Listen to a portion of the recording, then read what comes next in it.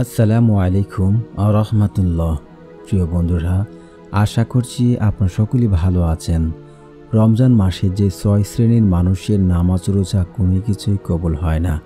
আজকের এই ভিডিওতে জানতে পারবেন যে কোন সকল মানুষের নামাজ রোজা কবুল হয় না। রমজান মাস আল্লাহ তাআলার অতি প্রিয় মাস। হাদিসের ভাষায় এ মাসে যে ব্যক্তি অন্যায় কাজ পরিহার করে রোজা পালন করবে, স্বয়ং আল্লাহ তাআলা ওই ব্যক্তির রোজার প্রতিদান দেবেন। রমজান মাস পূর্ণাঙ্গে আল্লাহ তাআলা ঘোষণা করেন, রমজান মাসই হলো সেই মাস যাতে নাজিল করা হয়েছে কুরআন, যা মানুষের জন্য হেদায়াত এবং সত্য পথ যাত্রীর জন্য সুস্পষ্ট পথ নির্দেশক আর ন্যায় ও অন্যায়ের মাঝে পার্থক্য বিনয়কারী। কাজী তোমাদের মধ্যে যে লোক এ মাসটি পাবে সে মাসে রোজা রাখবে। এই পবিত্র মাসে কোনো ব্যক্তি যদি রোজা রেখে অন্যায় পরিহার না করে, তবে তার রোজা রাখা শুধু উপহাস বা আর কিছুই নয়। তাই রমজান মাসে ফজিলত লাভের যে কাজগুলো পরিত্যাগ করা খুবই জরুরি তা তুলে ধরা হলো। জবানের হেফাজত না করা। রোজা রেখে মিথ্যা, গীবত, পরনিন্দা সহ অশ্লীল কথাবার্তা ও ঝগড়া থেকে বিরত থাকাও জরুরি। রাসূল সাল্লাল্লাহু আলাইহি ওয়াসাল্লাম বলেছেন, রোজা অবস্থায় তোমাদের কেউ যেন অশ্লীল কথা না বলে এবং সুগুলকুর হুটগোলে লিপ্ত না হয়। বরং যদি কোনো ব্যক্তি কোনো রোজাদারের সঙ্গে গালিগালাজ বা মারামারি কাটাকাটিতে লিপ্ত হইতে চায়, তবে সে যেন অনুরূপ আচরণ না করে বলবে, আমি রোজাদার। অন্য হাদিসে প্রিয় নবী সাল্লাল্লাহু আলাইহি ওয়াসাল্লাম বলেছেন, যে ব্যক্তি রোজা অবস্থায় মিথ্যা ও মন্দ কাজ ত্যাগ করেনি, তাহার পানাহার ত্যাগের আল্লাহর কোনো প্রয়োজন নেই। বুখারী শরীফের হাদিস।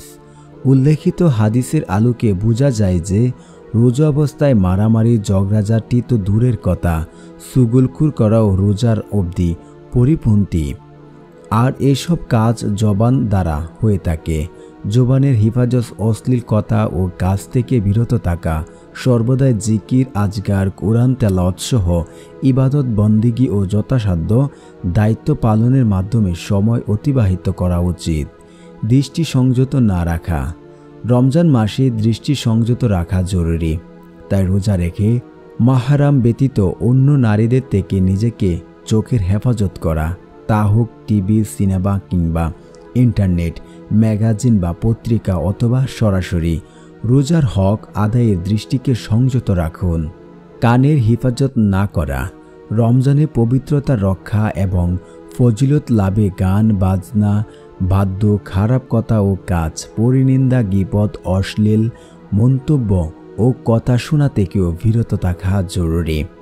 হাত পা সহ অন্যান্য অঙ্গের হিফাজত না করা। রমজানের দিনে অন্যায় পথ বা হাত বা পা বাড়ানো থেকে বিরত থাকা জরুরি।